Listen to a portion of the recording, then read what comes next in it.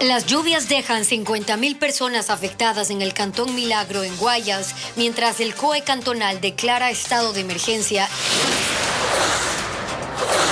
70 millones de dólares generó el feriado de carnaval que movilizó miles de personas en las provincias de Santa Elena, Manabí, Azuay y Napo. Durante los 4 días de feriado disminuyeron los asesinatos en el país en casi 50% en comparación con el año pasado. Una reforma que se tramita en la Asamblea abre la posibilidad de revisar sentencias ya ejecutadas y otra permitiría levantar la reserva sobre los procesos. La cárcel de Los Ríos fue devuelta al servicio carcelario tras 6 días de intervención de las Fuerzas Armadas en los que hubo reorganización y traslado de los cabecillas más peligrosos.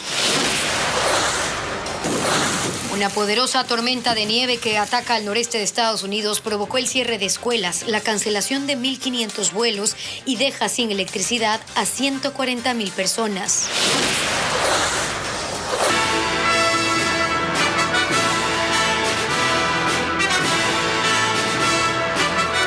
Buenas tardes, amigos. Miércoles 14 de febrero. Regresamos luego de un feriado. Gaby, ¿qué tal?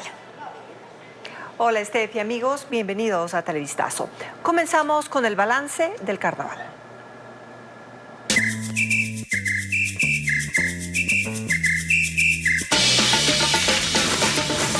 Carnaval, al fin un desfogue.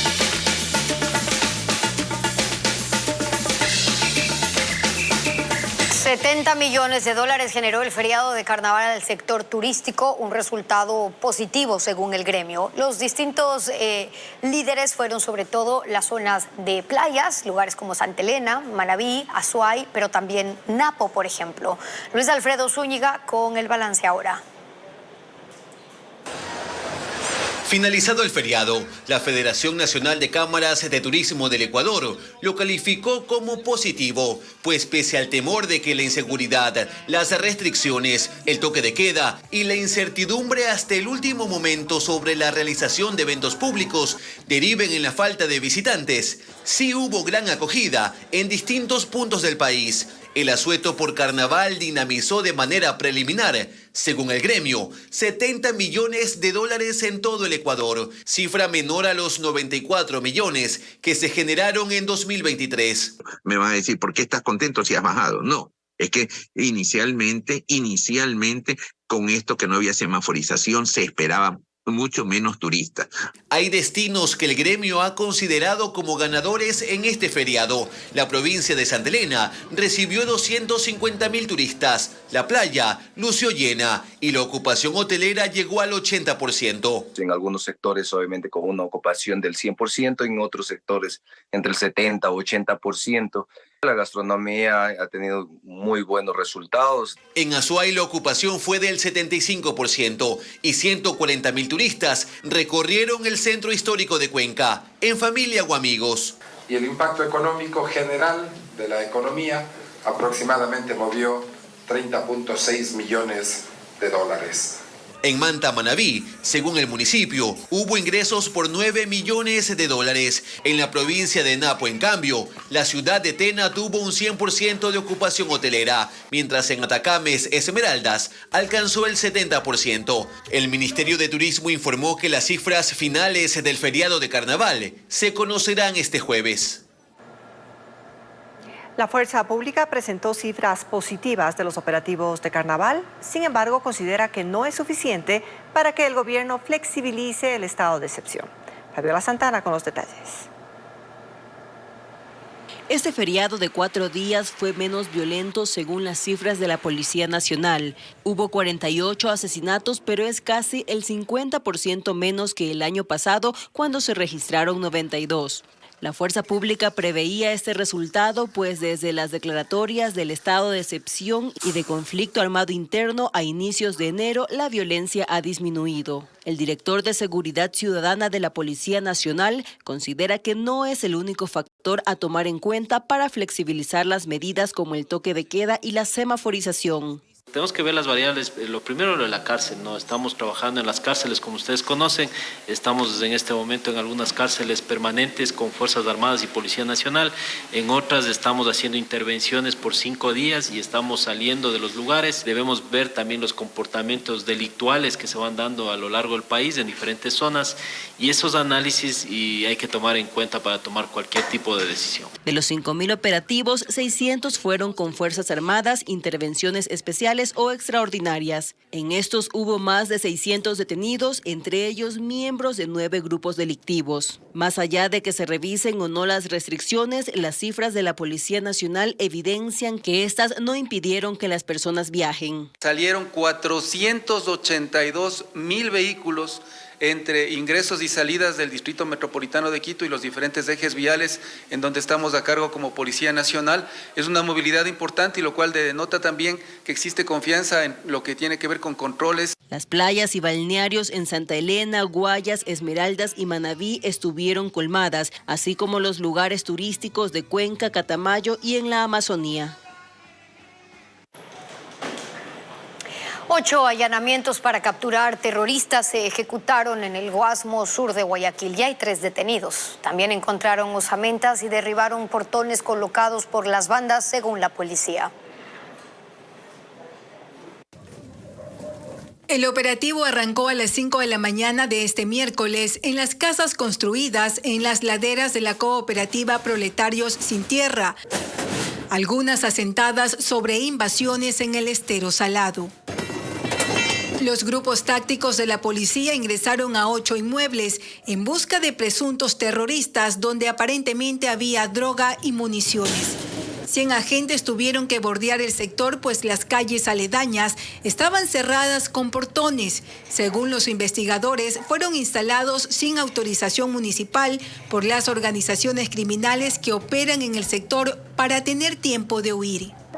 Además, se detectó un sistema de cámara monitoreado por los delincuentes. La cooperativa Proletarios Sin Tierra está en el sector de Unión de Bananeros, al lado del Estero Salado y junto al puerto de Guayaquil, por lo que según los uniformados es un lugar estratégico para almacenar y trasladar cocaína. En el operativo también se encontraron osamentas que serán examinadas para determinar si pertenecen a alguna persona reportada como desaparecida. Hasta el cierre del reportaje continuaba el operativo. En las próximas horas, la policía dará los resultados. Tras un operativo en alta mar al suroeste de Galápagos, miembros de las Fuerzas Armadas en conjunto con guardacostas de los Estados Unidos decomisaron una embarcación que trasladaba 1,5 toneladas de droga distribuida en 50 bultos. 2 hombres que estaban a bordo de la embarcación fueron detenidos y trasladados hasta Esmeraldas junto con el cargamento. El Frente de Seguridad entregó al Servicio de Atención a Personas Privadas de Libertad el control de la cárcel de Los Ríos después de una semana de intervención militar. Las Fuerzas Armadas permanecerán en el cerco externo de la prisión, como lo informa Paul Romero. Este martes, después de 6 días de intervención de las Fuerzas Armadas en el Centro de Rehabilitación Social número 2 de Los Ríos, los militares entregaron el control de esa cárcel al Servicio de Atención a Personas Privadas de la Libertad. Durante la intervención militar, los uniformados decomisaron droga, celulares, dinero y armas blancas que los presos tenían encaletadas en las paredes y pisos. El SNAI asumió el control administrativo de la cárcel para que retome los trámites de audiencias, atención médica, alimentación, rehabilitación de sus 500 presos. Los guías penitenciarios volvieron a los pabellones para controlar la seguridad interna en las mismas condiciones que antes de la declaratoria de estado de excepción, sin armas y sin equipos. Según fuentes militares, el bloque de seguridad decidió entregar el control de la cárcel de Los Ríos después de efectuada la redistribución de presos en las celdas según el grado de peligrosidad, y porque trasladaron a 2 cabecillas a otros centros penitenciarios. Las Fuerzas Armadas permanecerán en el cerco externo de la cárcel para realizar operativos de control de armas, municiones y explosivos. Desde el 9 de enero, las Fuerzas Armadas mantienen el control total de 18 de las 35 cárceles del país.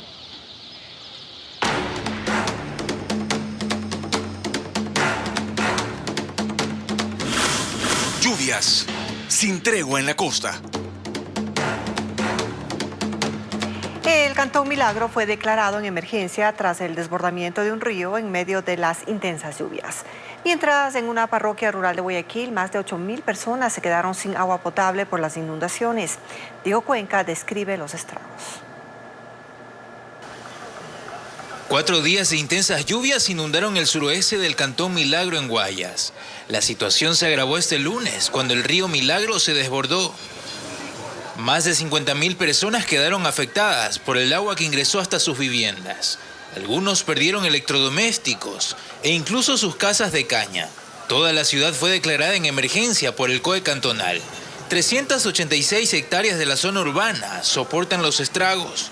Con una acumulación de 380 milímetros de precipitación en esos 4 días y que coincidió con una marea alta que hace que suba el nivel del río Milagro y que no se puedan evacuar las aguas a través de nuestras estaciones de rebombeo. Aunque el nivel del agua ya bajó, en un coliseo se habilitó un albergue temporal para 20 familias, donde reciben atención médica y comida. El agua nos llegaba más arriba de la rodilla. Entonces, las pocas cosas que teníamos las alzábamos. En Tenguel, parroquia rural de Guayaquil, el desbordamiento del río sorprendió a 50 familias de los sectores 9 de octubre y 12 de julio, donde el agua subió 1 metro provocando serios daños. Sí, hasta aquí daba más o menos. ¿Qué se les dañó? Todo lo que está ahí, lo que es los congeladores, lo que es refrigerador. El lodo que arrastró la corriente dañó el sistema de distribución de agua potable. Por eso se suspendió el servicio para más de 8.000 habitantes. Pero ayer fue rehabilitado. 2.500 familias son atendidas en un albergue, hasta donde ha llegado personal municipal con alimentos. Aunque el nivel del agua ya bajó, las casas quedaron llenas de lodo y basura tras la inundación.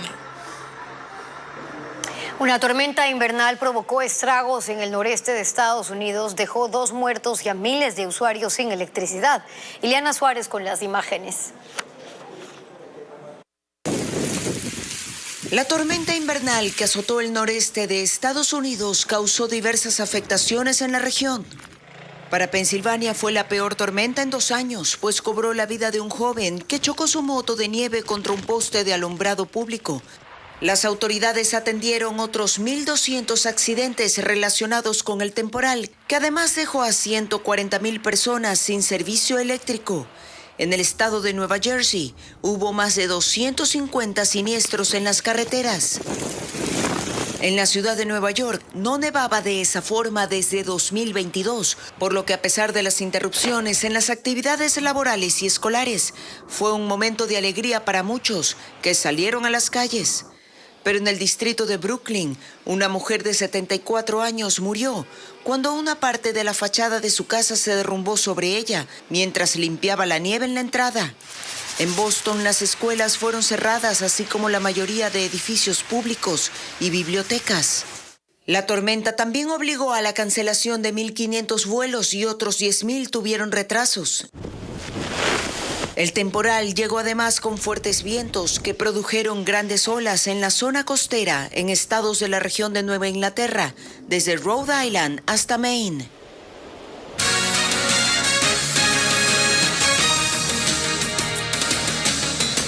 Los ecuatorianos volverán a las urnas el 21 de abril para pronunciarse sobre 11 preguntas. Adriana Bermeo con más fechas del calendario electoral. En 2 meses, los ecuatorianos volverán a las urnas. La mañana de este miércoles, el Consejo Nacional Electoral definió la fecha para la consulta popular y referéndum 2024. Será el 21 de abril. En la sesión virtual, el CNE también aprobó el calendario para la consulta que busca enmendar y reformar la Constitución y que serán efectivas una vez se resuelvan las impugnaciones en caso de haberlas. Estas son las fechas. 25 de febrero, convocatoria a consulta popular y referéndum 2024. 28 de febrero, inscripción de organizaciones sociales y políticas que participarán en la campaña del proceso electoral. 4 de marzo, selección de los miembros de las juntas receptoras del voto. Del 7 al 18 de abril, campaña electoral. Del 19 al 21 de abril, silencio electoral. Y 5 de junio, publicación de resultados oficiales. Esto ocurre después de que el presidente Daniel Noboa emitió el viernes 2 decretos ejecutivos en los que convoca a la consulta popular y referéndum y detalla las preguntas. En el caso de la consulta popular son 6 relacionadas con control de armas en las cárceles por parte de las Fuerzas Armadas, incremento de penas para 10 tipos de delitos, cumplimiento total de penas para crímenes como narcotráfico y terrorismo, traspaso de municiones incautadas de bandas delictivas para la fuerza pública y tipificación como delito para el porte y tenencia de armas. Para el referéndum son 4: extradición de ecuatorianos, creación de judicaturas especializadas, arbitraje internacional para solución de controversias y trabajo por horas. El CNE decidió incorporar una pregunta más sobre la participación de las Fuerzas Armadas en la seguridad interna que fue planteada por Guillermo Lasso. Entre las 86 reformas al Código Orgánico Integral Penal que votará la Asamblea, se incluyó la penalización del feminicidio. Diego Puente informa cuál es la pena máxima por este delito. Un nuevo delito será penado en Ecuador si la Asamblea da paso a esa reforma en el Código Orgánico Integral Penal. El Pleno tratará este jueves, en segundo debate, la iniciativa. Se trata de la figura de feminicidio y es diferente al femicidio, que desde el 2014 penaliza el asesinato de una mujer por su condición de género a manos de su cónyuge o exconviviente. Tal como está en uno de los 86 cambios al COIP, el feminicidio sanciona exclusivamente a los servidores públicos en 2 escenarios: si niegan o retardan el auxilio para evitar el cometimiento de un femicidio, si retrasan o entorpecen maliciosamente o por negligencia la acción de la justicia para evitar la investigación o sanción de este delito. La pena será de 1 a 3 años de prisión y depende de la gravedad de la infracción. La sanción incluye la pérdida del cargo del funcionario hasta por 5 años. Comenzamos desde los actores básicos que son policía, Fuerzas Armadas, y subiendo en escala los actores como son Fiscalía, Ministerios de Salud Pública, el Ministerio de Salud Pública, los hospitales, los médicos, obviamente funcionarios judiciales. La reforma plantea que el Estado asuma la responsabilidad por las acciones u omisiones de sus empleados y afronte la reparación integral, incluida multas económicas a favor de las víctimas o sus herederos. Se faculta al Estado a aplicar la figura de repetición en contra de los servidores públicos, es decir, que a través de acciones recupere los montos desembolsados por el pago de las indemnizaciones. Las reformas al COIP incluyen 2 cambios que, según varios legisladores, podrían generar impunidad, pues aumentan las opciones para la revisión de una sentencia ejecutoriada y obligan a la Fiscalía a entregar información reservada a la Asamblea, entre otros organismos. Patricio Díaz tiene los detalles. Las reformas al Código Integral Penal que fueron destacadas por las autoridades legislativas y que pasarán a segundo debate este jueves, tienen escondidas, según los asambleístas de Construye, vías hacia la impunidad. Y mencionan una. La reforma incluye nuevas opciones para que se pueda revisar una sentencia ejecutoriada. Hasta hoy, se puede hacer únicamente si aparece una nueva prueba. Pero el cambio propuesto por la Comisión de Justicia incluye que se revise también cuando la Corte Interamericana y los comités de derechos humanos de las Naciones Unidas identifiquen violaciones a los derechos humanos o errores en el debido proceso.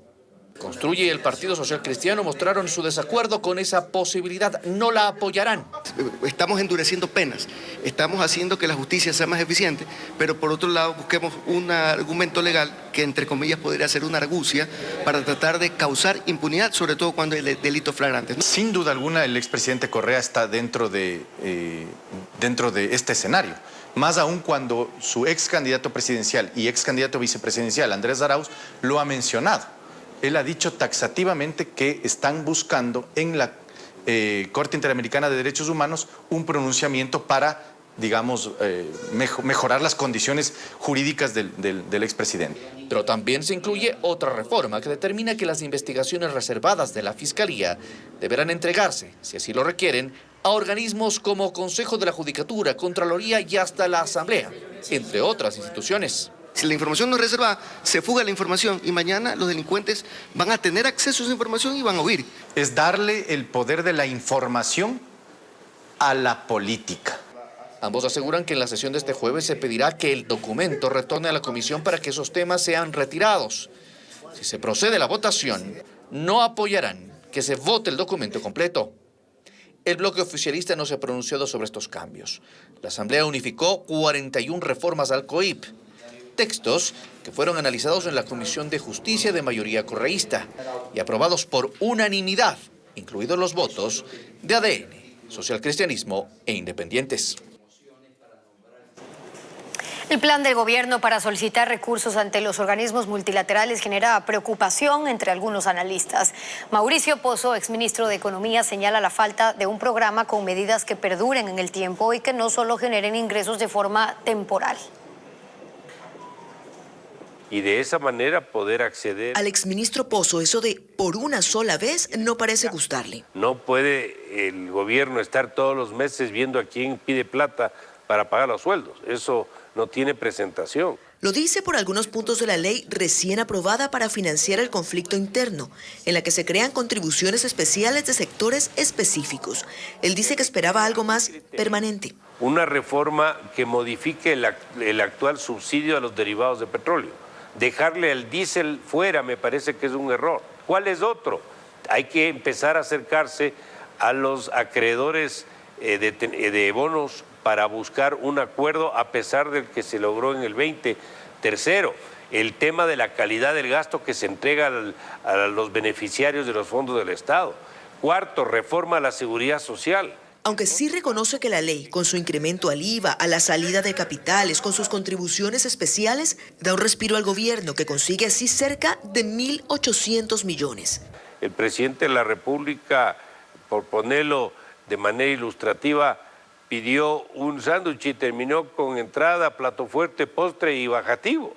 Esto, un poco lo que le quiero decir es que probablemente va a terminar recibiendo más recursos de los que se esperó, pero esto no quiere decir que eso forme parte de un programa. Y ese programa que él echa en falta es el que cree que se necesita antes de ir a pedir dinero a los organismos multilaterales. Y si los multilaterales le quieren ayudar al Ecuador, que creo que le quieren ayudar, deben mostrar algo mucho más estructurado que le dé esa seguridad y esa certidumbre al programa económico del gobierno. Él calcula que, de tener éxito ante los multilaterales, el FMI y el Banco Mundial, Ecuador podría acceder a créditos entre los 3.000 y 3.500 millones de dólares.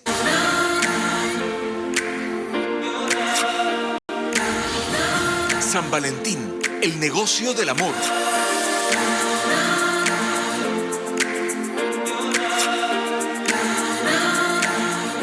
El 90% de las flores que importa Estados Unidos por San Valentín llega al Aeropuerto Internacional de Miami, en Florida, donde pasa por una serie de controles sanitarios antes de salir al mercado.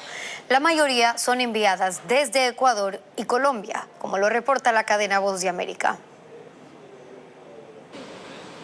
A bordo de 300 vuelos de carga como estos llegaron diversas especies de flores procedentes de Sudamérica para alegrar la celebración del Día del Amor y la Amistad en Estados Unidos. Más de 18 toneladas de esta mercancía son objeto de revisión por parte de la Oficina de Aduanas y Protección Fronteriza. Los inspectores verifican las cajas seleccionadas para revisar hojas, tallos, pétalos y comprobar si se desprende algún insecto. Todo para dar tranquilidad durante el día de San Valentín. El Aeropuerto Internacional de Miami es la principal puerta en Estados Unidos para este tipo de rubro a nivel nacional. El esfuerzo involucra no solo al 10% del personal de CBP y agentes adicionales de otros puertos para esta temporada, sino a empleados de naciones como Ecuador y Colombia, una tarea que integra a 200.000 personas. Y las rosas son el producto con mayor demanda. Las cajas de flores con sospecha de alguna plaga foránea son aisladas hasta que se descarte el posible peligro por análisis en los laboratorios del sur de Florida. José Pernalete, Voz de América, Miami. Parejas tomadas de la mano y con ropa combinada, la búsqueda de regalos y decenas de vendedores de flores en las calles de Guayaquil y Quito por el Día del Amor y la Amistad. Vanessa Robles con la crónica. Este globo para que sorprenda a su novio. La sonrisa es mía, pero el motivo eres tú. El San Valentín en Guayaquil se puede palpar por las calles del centro. Los enamorados transitan combinados y tomados de la mano. El rojo marca la creativa decoración en locales. Y los vendedores de rosas en las esquinas son un recordatorio para los transeúntes. Hay quienes aprovechan para sorprender a sus acompañantes con regalos que se consiguen al paso. Algunos buscan arreglos florales, otros ya caminan con la decisión entre sus manos, que podría ser determinante para un sí. En la Plaza San Francisco, una decena de stands con la temática del amor y la amistad llama la atención de las familias. Aunque uno no quiera, uno de manera se contagia de ese amor, de ese espíritu que tenemos todos aquí en la calle. En los centros comerciales también celebran San Valentín. En San Marino, un poeta con una máquina de escribir compone frases personalizadas para esa persona especial, a partir de las cualidades descritas por cada usuario. Los hoteles también tienen a disposición un amplio menú y las reservas se llenaron desde temprano. Una familia celebraba en un desayuno por partida doble. El Día del Amor y la Amistad y mi cumpleaños. En los alrededores de la Universidad Central en Quito, el rojo también marca los locales. Algunos regalos llegaron a sus destinatarias al inicio de la jornada. Las parejas cogidas de la mano y las sorpresas también eran parte del ambiente. En la calle Chile, en cambio, los vendedores de rosas y globos se mueven al ritmo de sus clientes y los motivan a comprar un detalle para esa persona especial. En Guayaquil y Quito habrá música en vivo desde las 5 de la tarde por el toque de queda, que empezará a la medianoche. En Filipinas, 57 parejas participaron este miércoles en una boda masiva en Manila para celebrar San Valentín. Los matrimonios organizados por el gobierno de la ciudad fueron gratuitos. Posteriormente, los esposos participaron en un banquete con sus familiares.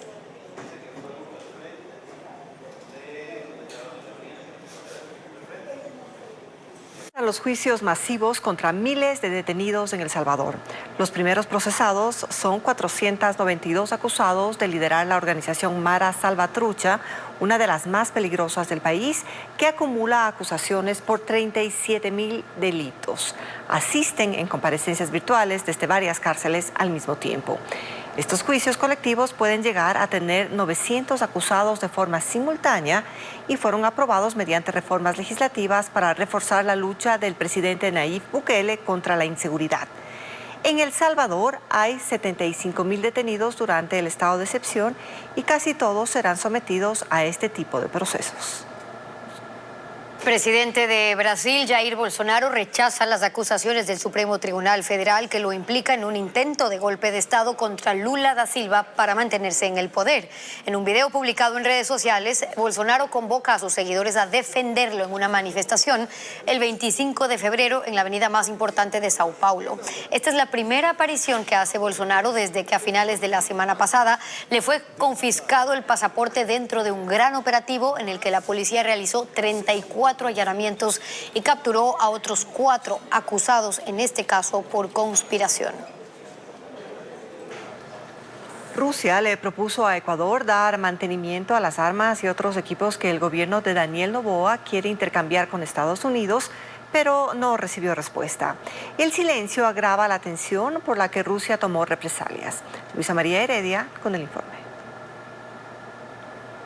La tensión diplomática entre Rusia y Ecuador sigue aumentando, más aún con el silencio en que se mantiene el gobierno de Daniel Noboa, tras las retaliaciones por su decisión de intercambiar armamento militar soviético que considera chatarra con Estados Unidos, que ha hecho pública su intención de triangular ayuda militar a Ucrania, mientras el régimen ecuatoriano insiste en hablar únicamente sobre cómo se resolverán las sanciones fitosanitarias impuestas al banano y claveles. Rusia vuelve a negar que lo que Ecuador quiere entregarle a Estados Unidos son aparatos viejos que no están funcionando. El Servicio Federal Ruso para la Cooperación Técnico-Militar, en un comunicado enviado a medios locales, dijo: las recientes declaraciones de las autoridades estadounidenses sobre su intención de transferir al régimen de Kiev el equipo militar ruso que Quito va a intercambiar por nuevo equipo estadounidense solo demuestran que estas armas no son chatarra, aunque el gobierno ecuatoriano sigue sin detallar cuáles son los equipos equipos militares de origen ruso que considera chatarra, la importación de armamento de ese país ha sido limitada. Solo hay 9 helicópteros, 7 enviados en 1997 y 2 en 2011, y 272 misiles, 222 llegaron en 1998 y 50 entre 2008 y 2009. La entidad rusa reveló también que puso a consideración de Ecuador varias opciones de cooperación para el mantenimiento de los equipos, pero no recibió respuesta. Para Moscú, ese silencio significa que el gobierno de Daniel Noboa mantiene su decisión de entregarle el armamento a Estados Unidos a cambio de equipos nuevos para el combate al crimen organizado y el narcotráfico, valorados en $200 millones,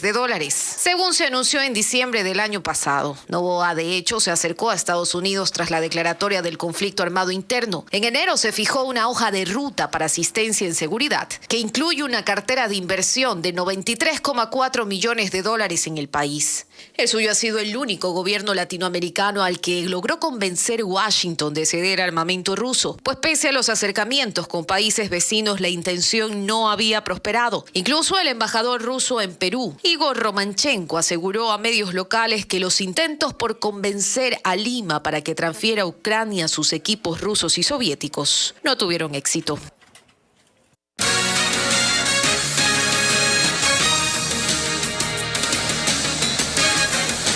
El 2023 registró la cifra más alta de personas que se afiliaron de forma voluntaria a la Seguridad Social.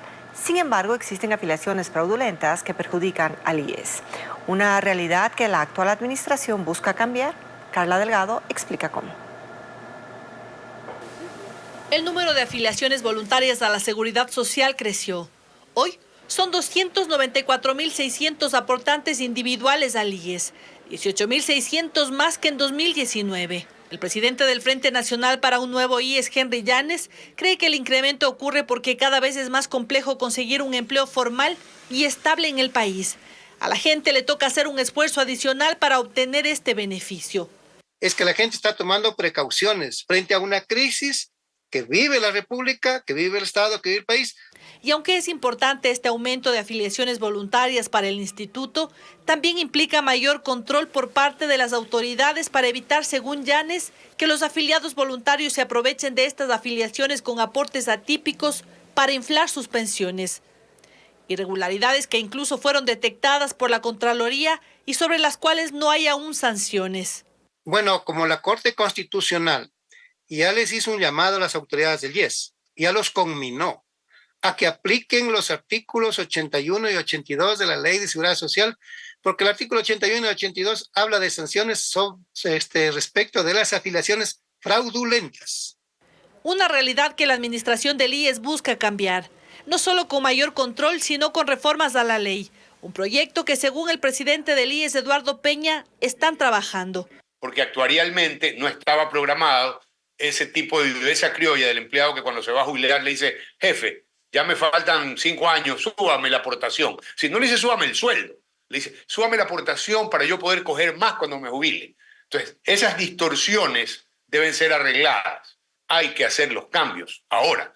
No precisó cuándo estará listo este proyecto de ley y tampoco cuándo lo entregarán al legislativo.